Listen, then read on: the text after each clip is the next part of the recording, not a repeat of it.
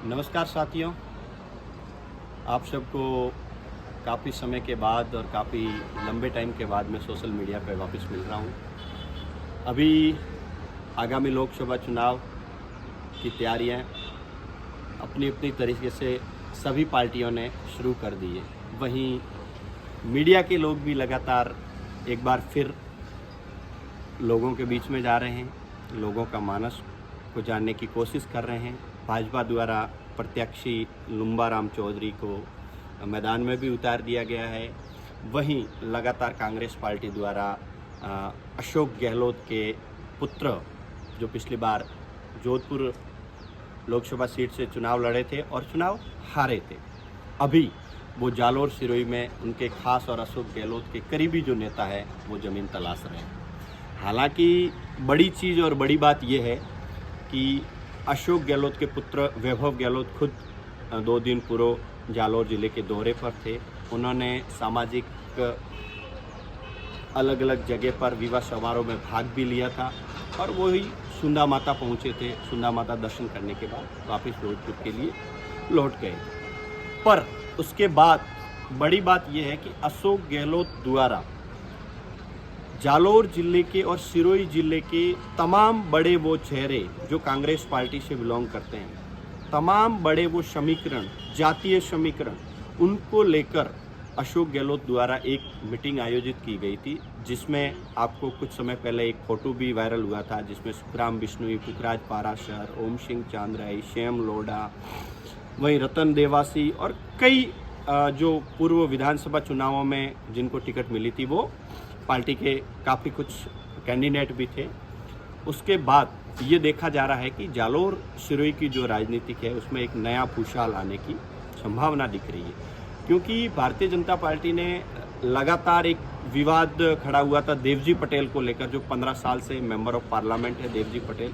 उन्होंने हाल ही के विधानसभा चुनावों में उनकी करारी हार हुई थी। करारी हार के बाद उनका टिकट कटना लगभग तय माना जा रहा था, पर ऐसा कोई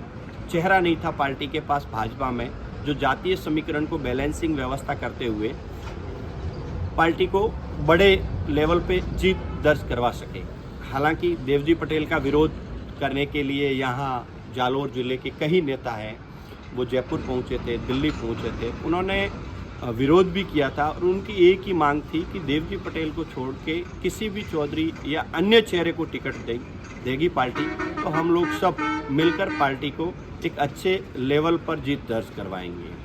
वहीं हम इन सब समीकरणों के बीच में भाजपा ने लुम्बाराम चौधरी का एक नया नाम, चौंकाने वाला नाम, किसान पुत्र, लंबे समय से राजनीति करते हुए, हालांकि एक बड़ी बात ये भी है, अभी राजनीतिक गलियारों में देखा जा रहा है कि लुम्बाराम चौधरी जो है वो जिलाध्यक्ष पूर्व में सिरोही के 2 बार रह चुके हैं। उन पर ऐसी छाप लगाई जा रही है देवजी पटेल के लोगों द्वारा कि ये देवजी पटेल के खास माने जाते हैं। हालांकि लुम्बाराम चौधरी अभी देवदर्शन यात्रा के दौरान जालोर पहुंचे थे और जालोर में मीडिया से बातचीत के दौरान देवजी पटेल को लेकर मीडिया के कर्मी द्वारा पूछे गए सवाल पर उन्होंने स्पष्ट कर दिया है कि देवजी पटेल जब राजनीतिक में थे ही नहीं, तब भी मैं कई पार्टी के पदों पर रह चुका था और राजनीतिक में कर रहा था। हालांकि मेरा जो टिकट मिला है वो टिकट मिलने का पार्टी के एक आम कार्यकर्ता, किसान का बेटा, ज़मीन से जुड़ा हुआ और पार्टी के प्रति वफादारी से लगातार मेरे को पद मिले या न मिले मैंने मेहनत की है, ऐसा उन्होंने बताया। हालांकि सुनने में यह भी आ रहा है कि जिस दिन लुम्बाराम चौधरी को टिकट मिली थी उसी दिन देवजी पटेल के अलग अलग जो कार्यकर्ता हैं उन्होंने अपने क्षेत्रों में फ़ोन भी किया था और सांचौर में इकट्ठा होने की भी प्लानिंग बनाई थी और ये कहा जा रहा था कि लुम्बाराम चौधरी टिकट मिलने के बाद सांचौर आ रहे हैं, पर उनका अभी तक ऐसा कोई दौरा हुआ नहीं है। वहीं कांग्रेस सबसे बड़ी जो हॉट सीट जालोर सिरोही की इस बार बनने वाली है राजस्थान में, उसमें अहम भूमिका कांग्रेस के उम्मीदवार पर रहेगी। आखिर अशोक गहलोत वैभव गहलोत को टिकट दिलाने में कामयाब होते हैं और जालोर सिरोही से इस बार चुनाव लड़ते हैं तो इस बार का चुनाव है वो बड़ा रोमांचक चुनाव होगा। उसका लिहाजा ये है कि अभी कुछ ऐसे बड़े बड़े जातीय समीकरण हैं, वो बताया जा रहा है कि भाजपा से नाराज़ है। उसका एक बड़ा सा लॉजिक भी यही है कि राजपूत वोट बैंक है, वो बड़ा नाराज़ है क्योंकि उनके एक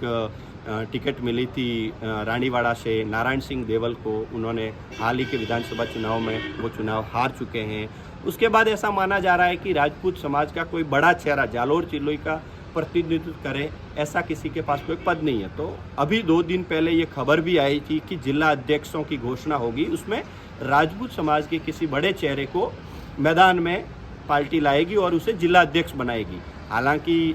जिला अध्यक्ष को लेकर जो कयास लगा रहे थे, आज सुबह ही उसकी लिस्ट आ गई है और लिस्ट में 8 जिला अध्यक्ष चेंज किए, उसमें कोई नाम जालोर सिरोही से नहीं है, नहीं चेंज किया गया है। हालांकि सरवण सिंह राव जो जालोर के जिला अध्यक्ष है वो बने रहेंगे। अब बड़ी चीज़ ये देखी जा रही है कि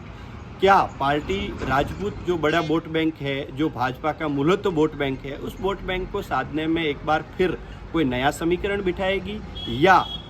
सांचौर से निर्दलीय लड़े जीवाराम चौधरी को भी साधने के लिए पार्टी कोई नया गणित लगाएगी या कुछ लोकसभा चुनावों से पहले कोई बड़ा समीकरण बिठाने के लिए मंत्रिमंडल का विस्तार हो सकता है। उस पर तमाम अटकलें तेज हो रही है क्योंकि जालोर सिरोही से बड़े जातीय समीकरण के आधार पर भाजपा ने टिकट तो दे दिया है, पर जीत इतनी भी आसान नहीं दिख रही है। उसका रीजन ये है कि पार्टी लगातार कांग्रेस चुनाव जीत रही है, कांग्रेस पार्टी का वोट परसेंटेज बढ़ रहा है और हालांकि इसकी बड़ी वजह है वो जिला अध्यक्ष को कुछ नेता है जो भाजपा के हैं, उन्होंने आरोप लगाया है कि जिला अध्यक्ष जो सरवण सिंह राव है, उन्होंने राजपूत वोट बैंक को लगातार साइड करने का काम किया है। उसकी वजह से कहीं न कहीं बड़ा जो मूल भाजपा का वोट बैंक है उसमें भी डर सता रहा है पार्टी को कि उनको भी एक पार्टी गाइडलाइन के अकॉर्डिंग वापस बड़ा पद देना जरूरी है। हालांकि राज्यसभा के चुनाव थे वो भी ख़त्म हो चुके हैं, तो अब कयास यही लगाया जा रहा है कि पार्टी आगामी जालोर सिरोही की रणनीति है वो किस तरीके से अलग अलग पार्टियां अपने कैंडिडेटों को उतारेगी। हालांकि भाजपा का उम्मीदवार तय हो चुका है, अब कांग्रेस पार्टी का उम्मीदवार की जल्द 10 तारीख के आसपास सूची आने की संभावना है। पार्टी बसपा भी यहाँ से चुनाव लड़ेगी, आम आदमी पार्टी भी चुनाव लड़ेगी, आरएलपी भी चुनाव लड़ेगी। हालांकि बड़ी बात यह है कि आरएलपी इस बार दमखम के साथ चुनाव लड़ने जा रही है क्योंकि ऐसा लगाया जा रहा था कि आज की इनका भारतीय जनता पार्टी के साथ समझौता होगा और समीकरण बैठेगा, बट अभी तक ऐसी कोई बात हुई नहीं है। भाजपा ने टिकट का अपना ऐलान भी कर दिया। उसके बाद आरएलपी के जो बड़े नेता है वो लगातार कांग्रेस के बताया जा रहा है कि संपर्क में है और कहीं न कहीं बड़ा जो राजस्थान की राजनीतिक में जो खेला होने जा रहा है वो इस लोकसभा चुनाव में आपको देखने को मिल सकता है। हालांकि बहुत बड़ी खबर ये है कि अशोक गहलोत के जो करीबी नेता है, जिसमें सबसे बड़ा नाम जालोर की राजनीति में पुखराज पारासर, धर्मेंद्र राठौड़, हेम सिंह शेखावत, सुखराम बिश्नोई, रतन देवासी, सिमरजीत सिंह और अन्य बड़े तमाम नाम हैं, वो लगातार वैभव गहलोत के लिए यहाँ जालोर सिरोही में ज़मीन तलाशने के लिए मेहनत कर रहे हैं, बड़े बड़े घरानों से अपना संपर्क साध रहे हैं और जैसे ही कांग्रेस के उम्मीदवार की घोषणा होगी उसके बाद नया क्या समीकरण बनता है उसको लेकर चर्चाएं तेज रहेगी। नमस्कार, मैं ललित पथमेड़ा, आप सबका दोस्त।